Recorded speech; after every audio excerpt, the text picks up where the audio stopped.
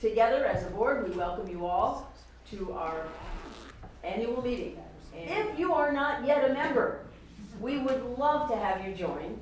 We're really trying to ramp up our activities and involve everyone. And it doesn't mean that you have to suddenly take on a huge amount of responsibility, but just be able to be part of this. It would be wonderful to see you supporting us. I would like to welcome as well our wonderful village historian, Gloria Pritz. Who is here.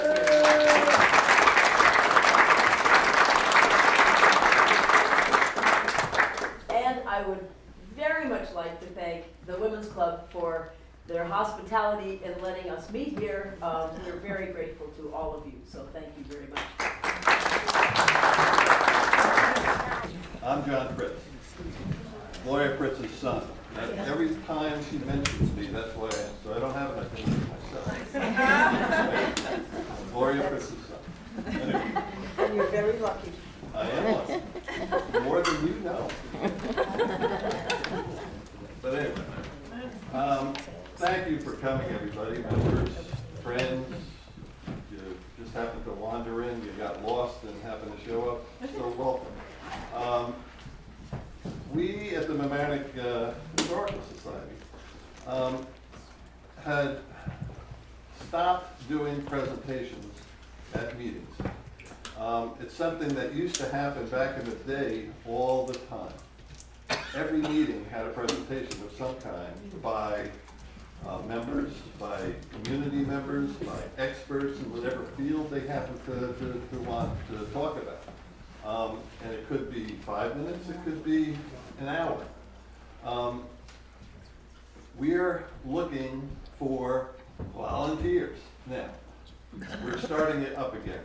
Some way, somehow, I was chosen as the first victim. Speaker. I was chosen as the first speaker, right? And hopefully you guys aren't going to be the victims in this, all right? Because I am not experienced in this at all, right? My mother is. She's done a million of them, right? She did programs on LMC-TV for years. And by the way, thank you LMC-TV for being here tonight and bringing your tens of thousands of viewers. But the purpose tonight is to try to start up the same type of thing that we were doing in the past, that got done in the past. That everybody in here, you're here because you have an interest, all right? In history, in Harbor Island Park, in Mamaroneck, whatever. But you have an interest. And there is so much interest out there. I've been opening up the schoolhouse the last Sunday of every month, and really haven't advertised it. The number of people seeing the door open, driving by, stopping, and just coming in to see what's there. Oh, I've always wanted to see this place, all right? And the conversations that I've had with citizens in town, all right? People from as far away as Pelham, White Plains, and beyond is unbelievable. And the amount of interest that is out there is really, it warms my heart. Now, that being said, if you have any ideas of things that you'd like to hear about, speak about, when we're done tonight, please let me know. All right, so that we can continue this. Anyway, I think I'm going to start tonight a little bit different. One of the aspects of Harbor Island that people are unaware of, and I bet you most people in this room are aware of, but there's some of us that aren't from here that probably don't know. So I'm going to ask you first, close your eyes. Everybody, close your eyes. all right? Now, Harbor Island is a broad subject. What I want you to do is make believe you're standing down at the post road, okay? Bottom of Fenimore Road, and look out towards the mouth of the harbor. And rid every modern aspect you can think of. No buildings, no boats, no cars, no roads. The cherry trees are gone. What do you see? Water. At high tide, you see water, all right? And as a matter of fact, let's take it a step further. Let's go back to 1600. Make believe you're looking in 1600 out there. What do you see? Indians. An occasional canoe maybe at high tide? Trees. Yeah, definitely. Forest. But all that you're seeing is forest, trees, meadows, tall grass, all right? You know, no animals, no domestic animals anyway, except for maybe an Indian dog. But no horses, no oxen, no pigs, nothing like that. High tide, all you see is water, all right? And I'm talking about all the way to the mouth of the harbor. There was nothing there except for grass,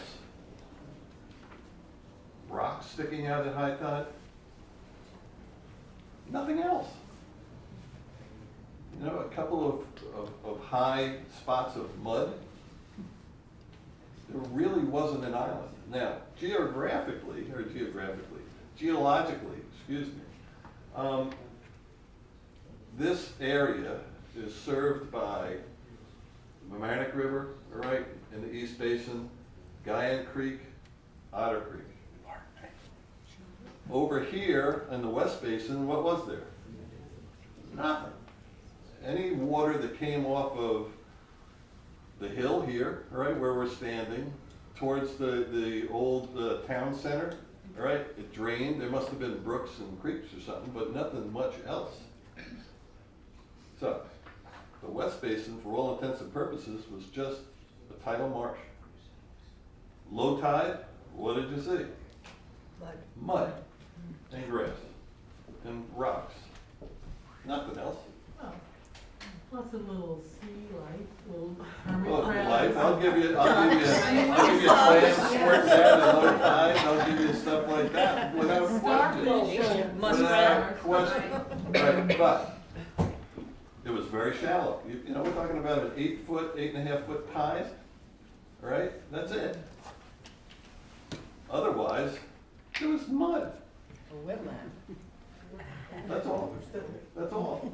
Now, that's the starting point, right? You know, you get an idea of what was there, and there was really nothing there, right? And you compare it to what you see today, and you go, oh, how did that happen? All right? So the way I'm going to go about this is first looking at how the land changed. And then I'll go into a little bit of detail as to how our culture changed, all right? Because as the land changed, all right, uses developed, business developed, all right, and all sorts of things happened, all right? But let's talk about the way the land changed first. Now, rumor has it that the island that was out there was called Quahog Island. What's Quahog? Clams. Huh? Clams. It's a clam. It's a type of clam.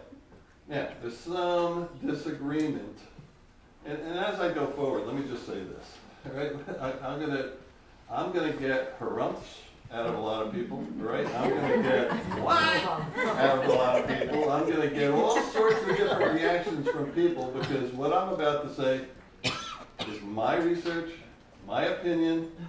And I don't care, you know, I'll give you a perfect example. Perfect example. What does Mamaroneck mean? Where the fresh water meets the salt. Salt. It's the name of the chief, it depends on which side you're on. Wrong. It's not what you said, Bill, I know. all right? But everybody believes that, all right? Mrs. Severin, his third grade teacher, has told him that, and he says it constantly, all right? It was developed, and I'm getting, am I getting her up from Peter back there? No? No? Over here. Okay. Anyway, there was a map that was drawn by an English surveyor, all right, in the 1700s, that described a place where there was a waterfall on the Mamaroneck River, and on it he said, this is where the salt water, the fresh water meets the salt. And somebody got the bright idea, oh, what's right next to where it says Mamaroneck River, and that must be what it means. No, he was just describing the spot, all right? And chances are, what it meant in Algonquin, right, is a gathering place or a meeting place, all right? That's probably what it means. No one's positive. Quahog Island, it's the same deal. I guarantee you, there was an English dude, maybe it was John Richbell, all right? Could have been John Richbell, all right? That was talking to Chief Mamaroneck, all right? When he was doing it, and goes, you know, what's this over here? Looking at a pile of old shells. He goes, Quahog, Quahog. And he thought he was pointing at the island out in the harbor. So that's what it must be called, Quahog, and that's how it got its name. That's my story. You can take it. There's another story, though. There's another story. There was a fellow by the name of Dick Evison, lived in Orienta, all right, and this is by the time that, this is in the 1800s now,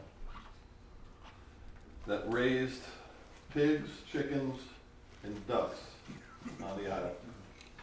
And that's what, and hogs. That's where some people think the name came from. All right, so it could have just as easily been Duck Island or Chicken Island. But it's Hog Island, right? But anyway, that's another story.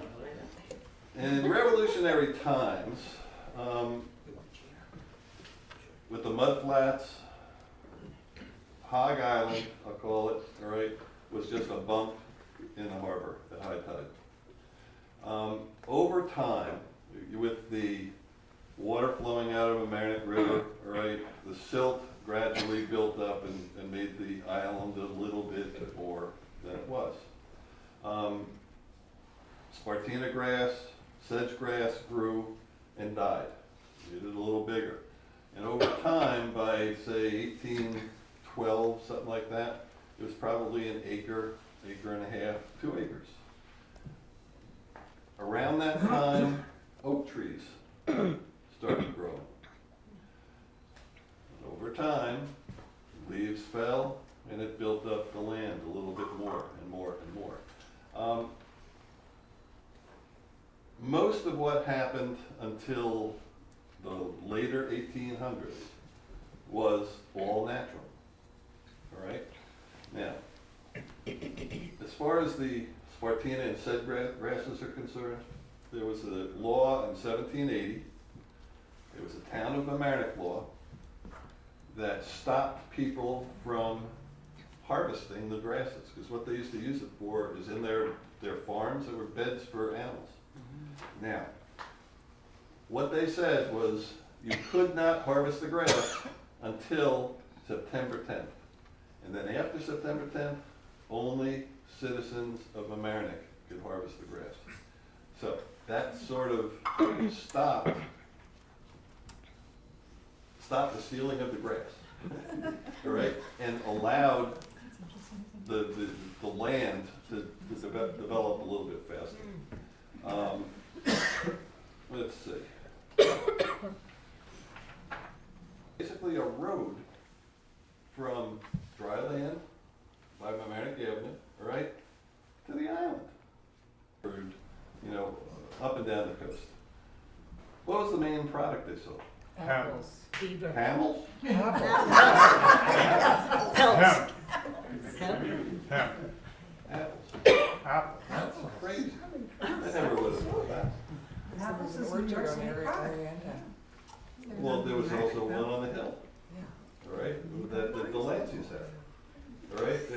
also apples in Scarsdale. There was apples in White Plains. I never knew that. Huh? I know it now, yes. But I found that very surprising, right? Obviously, you were taught that in school. Is that correct? Or you just knew that? Come on, answer. What? No. Who are you talking about? You don't know? Where'd you learn that? Here. Here? I learned the Centennial book. It was in that? Yeah. It was apples, yeah.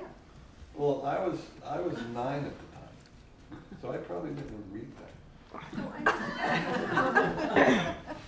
The tricentennial book? I'll repeat what I said. I was 9 at the time. I didn't read it. Anyway. All right, I'll ask you a question. Who owned the island? Wasn't in the book? Merritt and somebody in Merritt. No, that was later. Okay. The guy who built the causeway? In 1820, all right, it was owned by a fellow named Caleb Haynes, all right? Now, and he kept ownership through his family until 1861, and that's a name that I've never heard, all right? I thought that was interesting. Sidewheel ships, steamships, started coming into the harbor. After 1840, all right, when they started bringing the after the causeway started, people were able to get to the island easily. They built a dock right off of where the beach is now, all right, and a lot of products came in and out. All right, what was the main product coming in? Rum. No. You read the book. Gold. The heat house? Right. And there's a map that's how do you spell Haynes? H-A-I or H-A-Y? H-A-I-N-E-S. Brewers was owned by Haynes before he ran a coal facility. It's on one of there's like the Haynes. Really? When did Brewers, Brewers bought it in the 1870s, like 1879, but there's like a 67 map that says Haynes had a coal and lumber yard. there you go. That makes all the sense in the world. There you go. There you go. Glad I looked at that map recently. That's, Did you tell us what was delivered here? Oh, Here. coal. Oh, to the brewers, yeah. It's, one of the boats that came in was the Island City. We've got a picture of the Island City, here, if you peruse the tables. 1870, John Huntley built a hotel out there for the New York City Theater District. It burned down in 1897. Why did the firemen at the time just watch it burn? They hadn't paid their dues. They hadn't paid their dues, no? They didn't have a pumper to pump water out of the sand, out of the harbor. They had no source of water.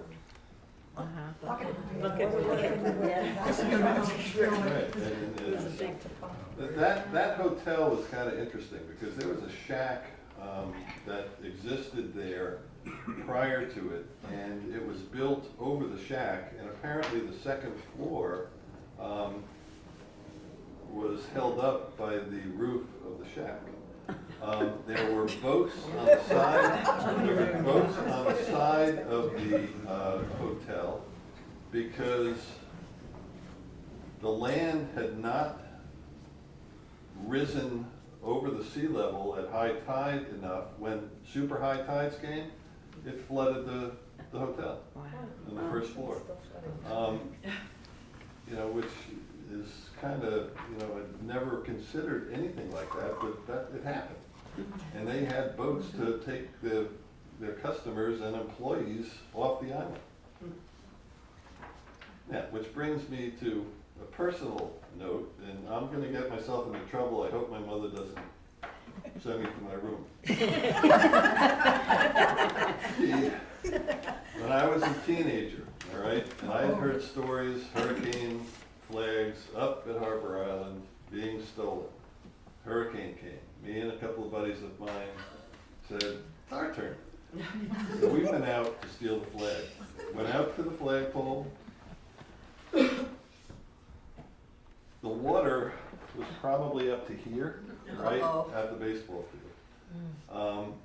Which was like, okay, you know, we didn't know what to expect going out there. It was certainly windy, you know, we were sort of ignoring the trees blowing and everything else that was dangerous, thinking that we wouldn't be affected. We got to the flagpole and didn't have a ladder enough to get, we were smart enough to put the rope high, so we failed. But anyway, This was in We tried. 1850. what's that? This was in 18. That was probably in the 1960s when that happened. I thought there was a parallel with the boat on the hotel. Could you give some more information about the hurricane flag? Like, I mean, what did they do? They actually hoisted a big, Well, it looks like they probably had a ladder to tie it off, and we But I didn't mean, have a ladder. what did it look, was it, does anybody know what it looked like, the flag? Like it Oh, was, yeah, it's a big red flag with a square right in the center. And that's how they It's really told, neat looking, told actually. people that a hurricane was The coming? hurricane was coming. modern day. But the hurricane was already Weather there. Channel. I said the hurricane was already there. It's like, oh, the hurricane thing, where's the flag? All right. Can I just add a personal story? Please. I always wondered, my father was born here in 1908, and they were Jewish immigrants down on the Lower East Side. I said, well, how did they get to Mamaroneck from the Lower East Side at that time? Well, his brother went to Grand Central Station, held out his hand, and said, how far can I get? And come back. And he said, well, there's a little place called Mamaroneck. He gets off the train, walks down and sees the water and says, this is where I'm coming. So that's why we have all these multicultural people, because you could get here from down. Well, by the 1880s, all right, by the 1880s, the island and the community, all right, what was happening here, started gaining interest, commerce interest, I'll put it that way. One thing that happened was a railroad company, all right, had plans of running a railroad along the Sound Shore. Anybody go to Rhinebeck High School here? Well, yeah, if you go over that bridge at Rhinebeck. The bridge to through nowhere, marshlands, right, through the marshlands, they built a little All right. trestle That for it. same company that built that bridge wanted to buy and bought Harbor Island.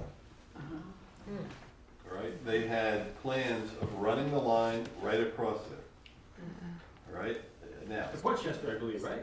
Was it Portchester, I Yes. think? now, that being said, close your eyes again and think, in 1900, all right, 1890, this place still wasn't developed. There was a lot of farmland, right? There was a lot of open space. So the possibility, you know, you sort of look now and say, how in God's name are they gonna do that? Through Oriana? No way. Through this? No way. Through Shore Acres? No way. Well, there was nothing there then. Where's the bridge? Are you saying The bridge that I was talking about at Rhinebeck is in the back in the marshlands. There's a bridge there, Oh, that's a on the railroad camp, bridge. okay. They're going to Florida. But they bought Right. this island, right? They owned it. It's 1896, your Bellow and Merritt Company bought it. Okay? Who's- Um, paint? Kids paint. And they bought it for $20,000, which is kind of interesting.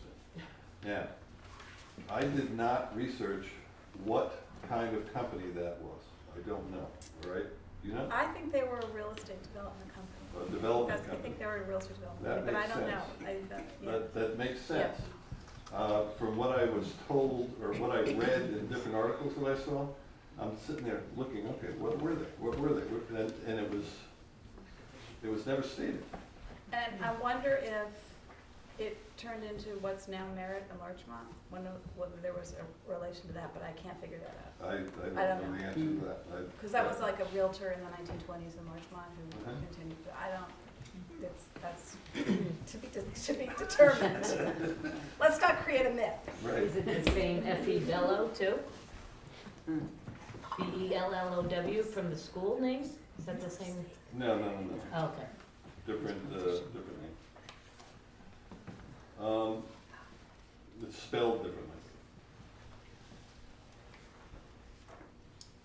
That's when, right around the time that Bellew, I guess is the correct pronunciation, and Merritt, buying the island, began the village interest in the property, all right? They didn't react immediately, all right? As a matter of fact, they had a number of votes on buying it that were turned down, were voted down. I mentioned Dr. Hunter, right? Dr. Hunter was one guy that really wanted to do something. He thought it was of value to the community and wanted to get something done.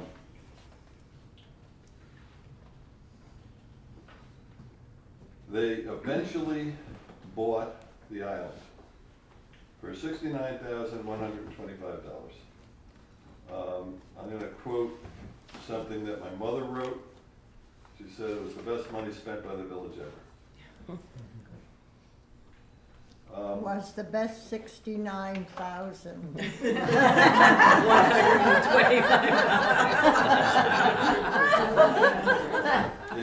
You know, the village incorporated in 1895, all right?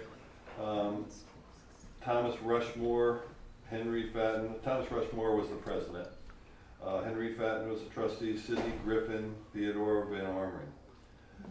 All names that are familiar to people that are familiar with Mamaroneck history. Or just drive a car. It's true. They're all names that we've been involved with.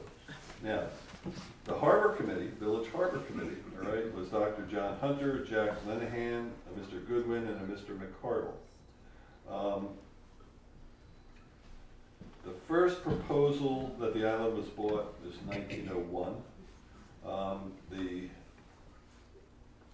hotel had already burned down, all right, so it wasn't really being used too much. It was voted on again in 1904 and defeated. It was voted on again the next year and passed. And that's when it was purchased. Now, in 1904, and this I've never heard of, but it's kind of interesting. The village sued the state to define what the harbor was. Was it just the island, or did it include the land and low tide surrounding the island? And sure enough, they won. So, the fields that were underwater at high tide, all right, that we see now as fields, were designated as land that they purchased for that $69,000. That's huge, because otherwise, they couldn't develop. They couldn't do anything. Now, it didn't happen anyway for years, all right? But somebody had the forethought of doing that, which I thought was brilliant. And I think that person was Dr. Hunter.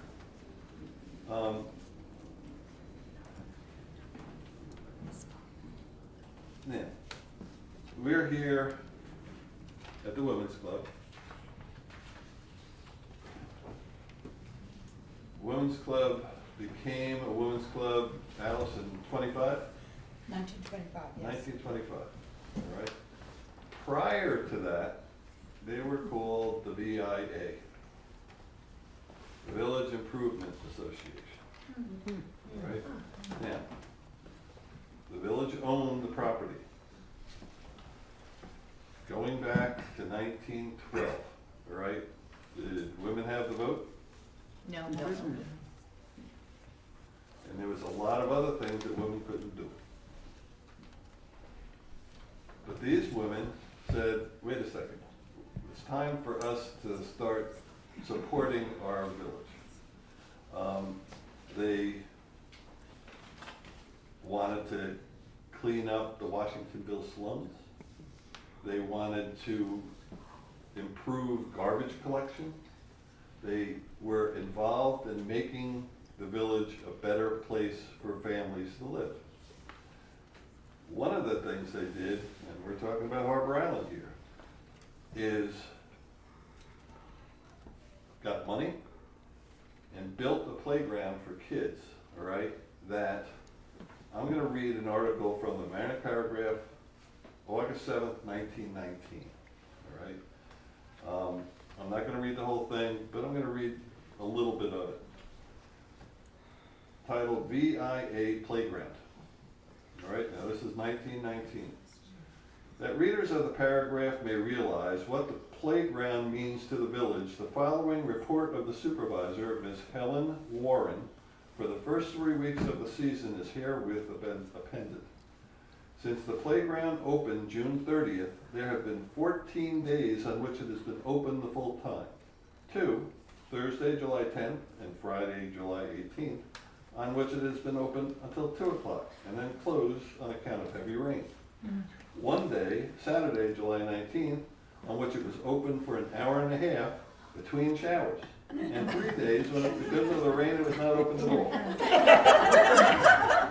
During the days when it had been open, there has been a total attendance of 1,370 children, making an average of 83 children daily. Now, that's crazy. They spent the time to man a playground on an island in the middle of the harbor. Think about that for a minute. What else did This they is have? 1919. Clean. I don't want to offend anybody, but I'm going to read the next paragraph. The children are all kinds: American, Italian, Russian, French, and colored, and all ages from 1 to 15. They have a slide, seesaws, swings, bean bags, 2 croquet sets, sandboxes, a baseball and bats, a ring toss, tennis balls, and some small games to play with, and they keep everything busy at once. They are also very fond of bathing, and as sometimes nearly 100 of them are in the water at once, the beach could be enlarged to good advantage. I'll get to that in a minute. Were there mothers there too? It could be easily enlarged too, as the water is a uniform depth for 10 or 15 feet out and any distance along the side. This is the best part. The police protection materialized on July 3rd, my mother's birthday. She wasn't born yet though. The day the garbage dump caught fire, where the sewage center is now, was the dump. Oh my gosh. The policemen were very helpful, keeping the children away from the fire while I kept them off the road out of the way of the engines. Police protection has lasted ever since July 3rd. The dump is very troublesome. It has been on fire twice, and days when the wind is from the south, the smell of the garbage is unbearable. Disinfectant is only temporarily satisfactory. I think the dump is also responsible for breeding the flies that swarm over the island and invade the shelter house in droves. Fly paper is almost useless without mosquito netting for the windows and a screen door. Oh. Now, where was the beach? Wasn't there yet. Wasn't there yet. It was, where's a good picture?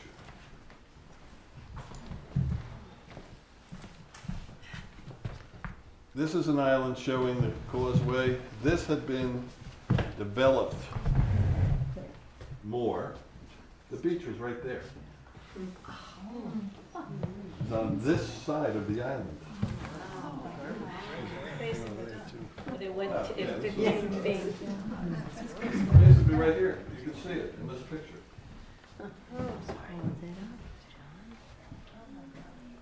Why would they put a dump there? The dump was It was there for It was there for a while. And I've got pictures of when the WPA, project was done, was being done, actually, and I actually put them on Facebook, all right? Showing the dump on fire. And that was the 30s. Probably burned for days and days.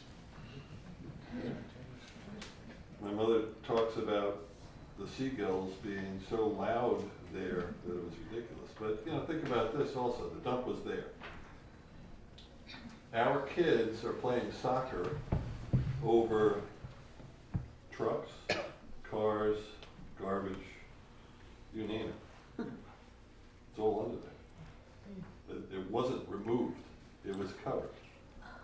And this was the 30s, they don't remediate the way they used to. I have never heard of one instance of any problem, but that doesn't mean it. Okay. Anyway, Hog Island grew and grew and grew and grew, all right? Most of the debris, actually the fill, all right, on the west side of the island came from building the subways in New York City. Just so you know, interesting fact.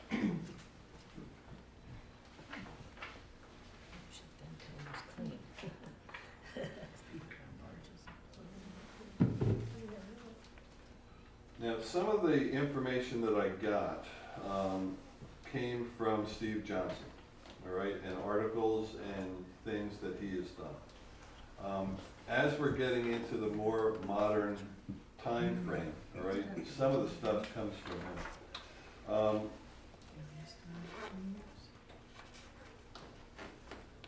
Let me just mention this. The Oriental Beach and Yacht Club, a group went by bus with village officials to to Washington D.C. to try to get help in dredging, government help in dredging, and they were successful. And I just wanted to mention that because I skipped over it earlier. When was that? Sorry? When was that, Joe? It was in 1910, 11.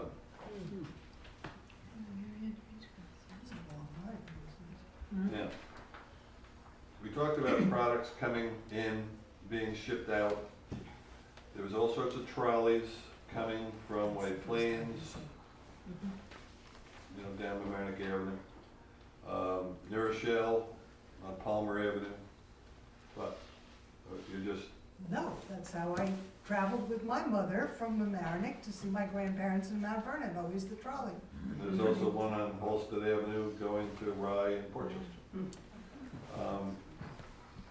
There was also one on the Post Road for a certain section.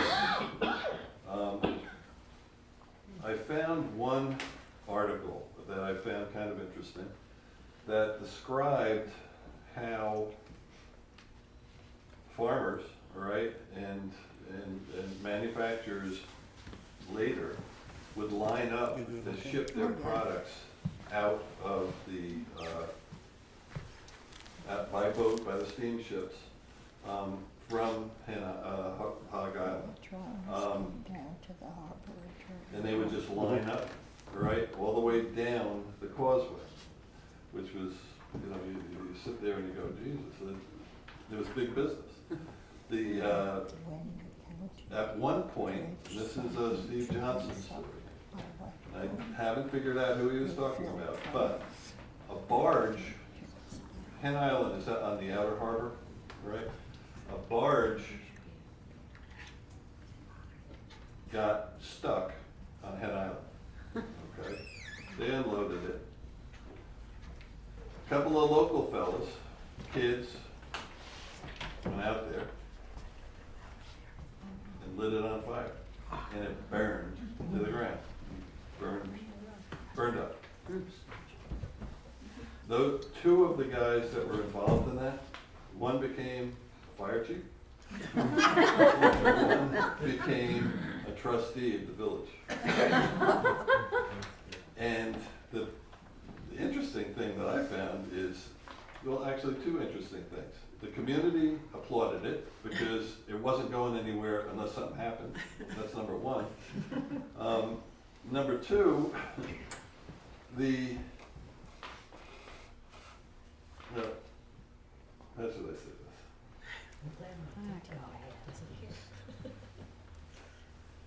Apparently, the police could not find these kids because it was so long ago, there was no batteries, they had no lights to search for them.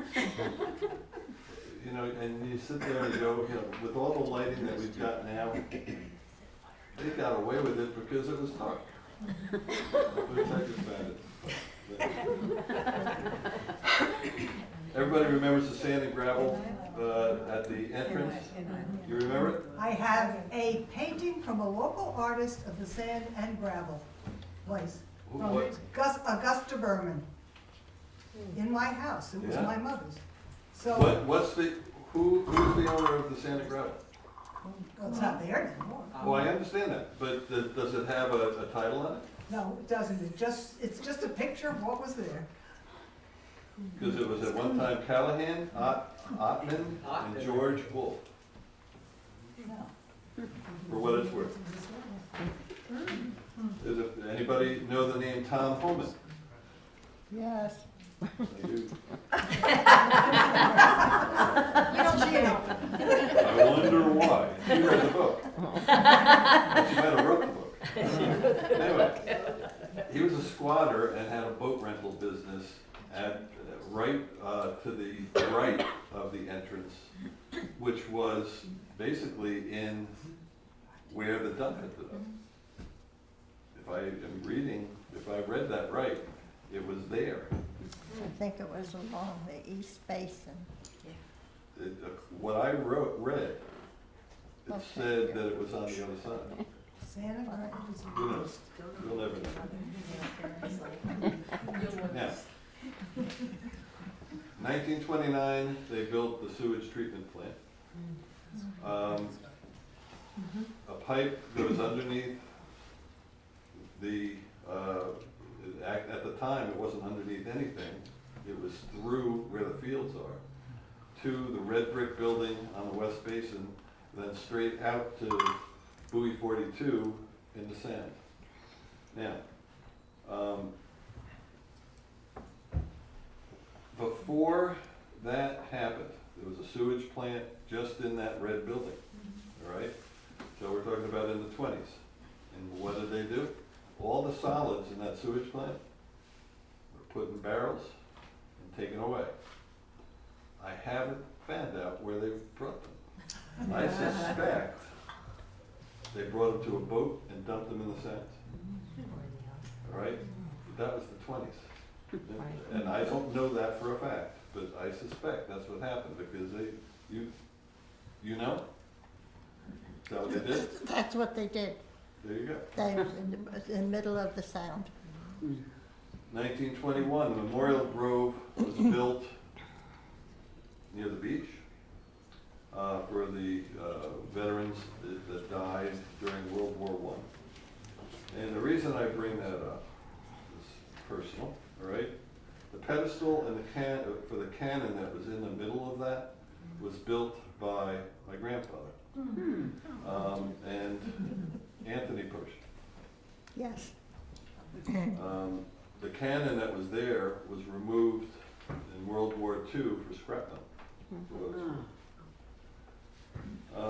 Sewage plant was built for $5 million, $1 million under budget. Get out the tank.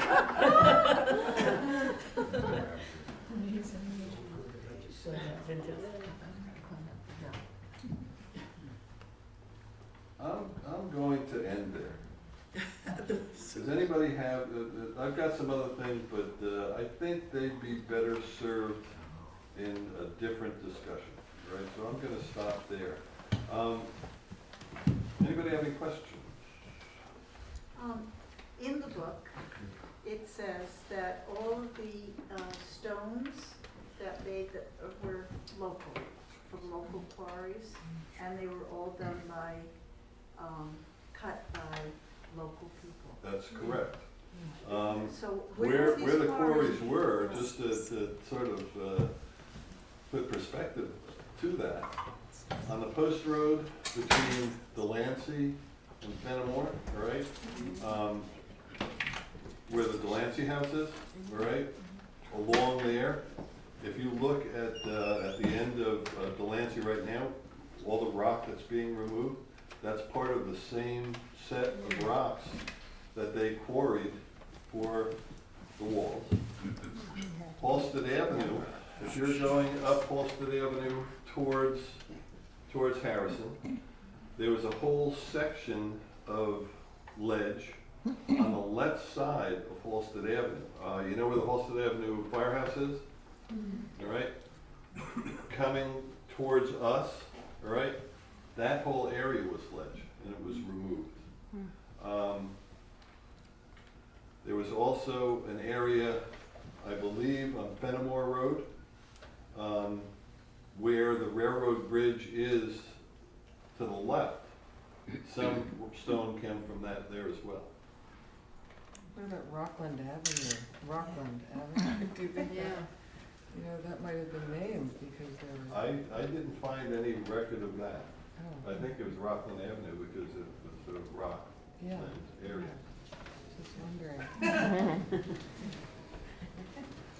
Not by Baldwin Place?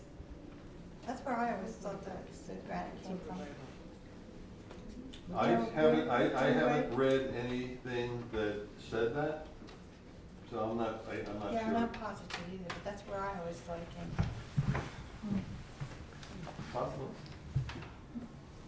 Is there a history of Mamaroneck from the 1920s, do you think? Have you read Fulcher's book? That's the first thing you said. That would be a good place to start. There's a number, one thing that I found very peculiar, right, about the way education has sort of proceeded.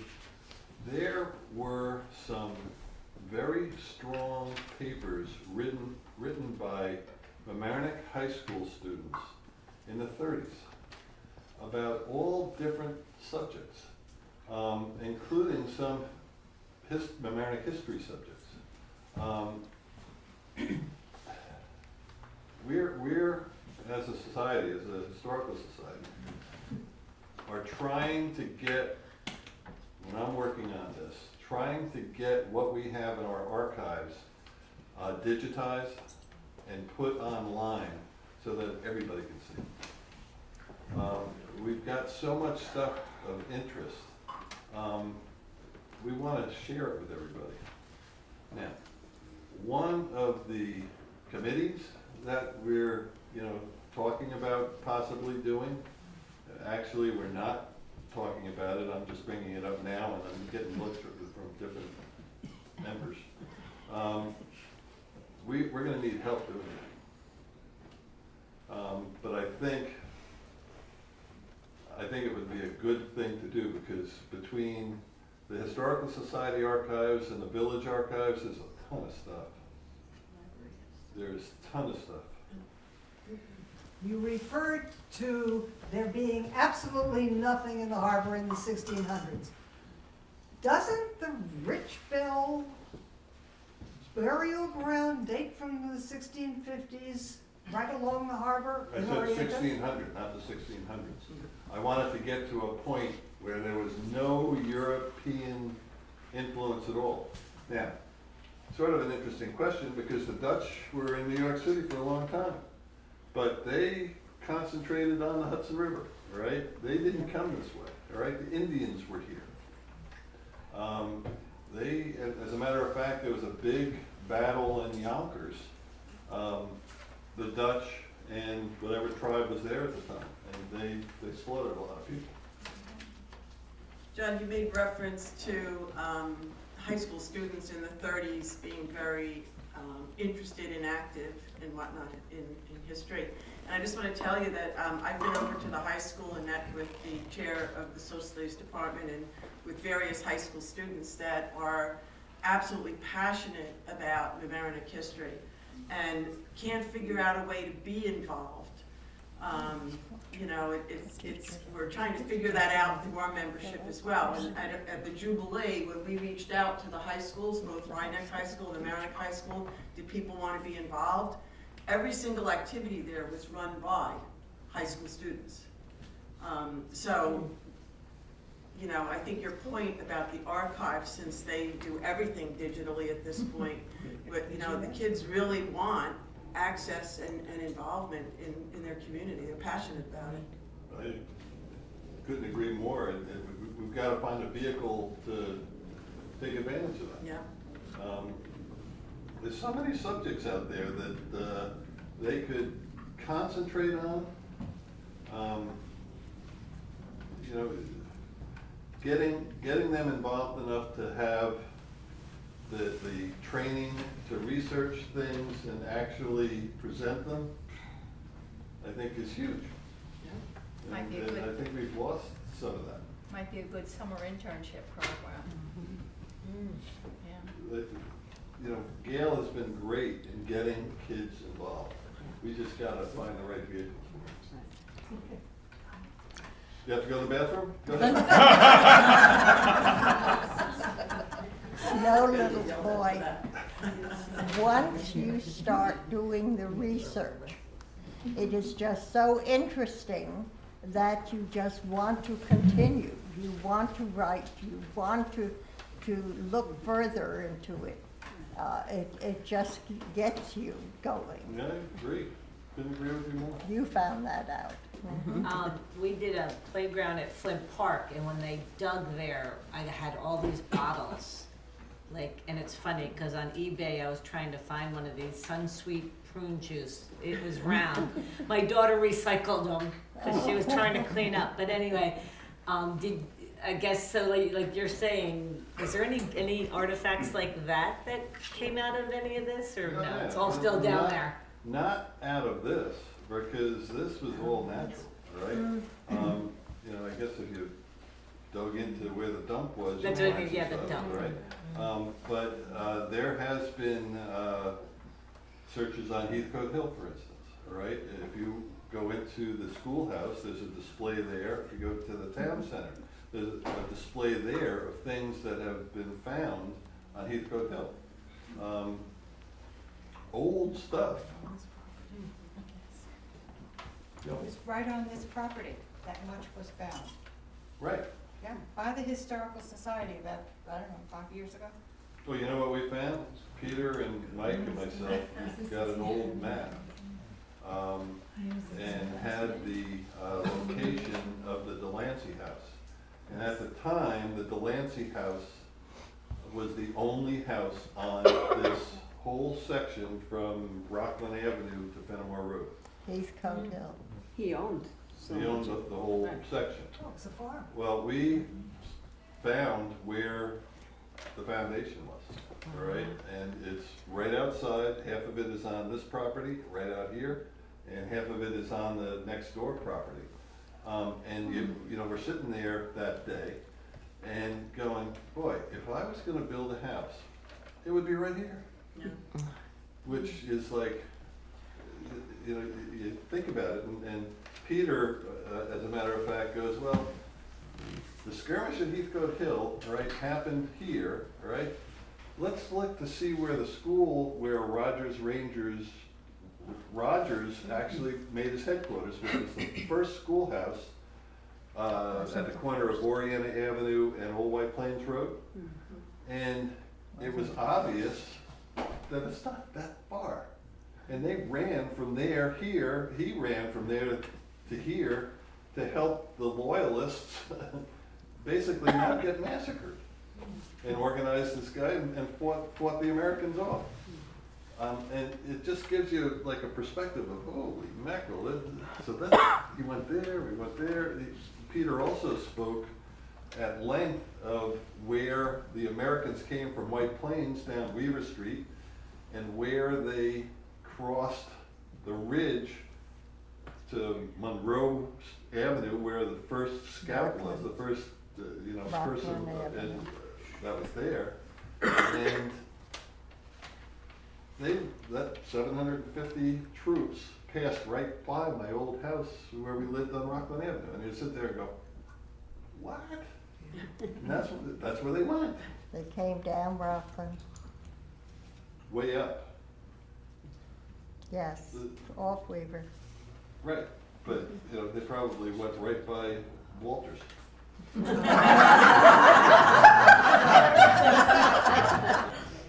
Anything else, guys? Thanks for a great. Mamaroneck, the village and town of Mamaroneck, a fabulous place to live, a wonderful place to call home. History, some local important information about what happened here years ago and how and why it happened was just wonderful. Thank you so much, John. You did a beautiful job. Thank you.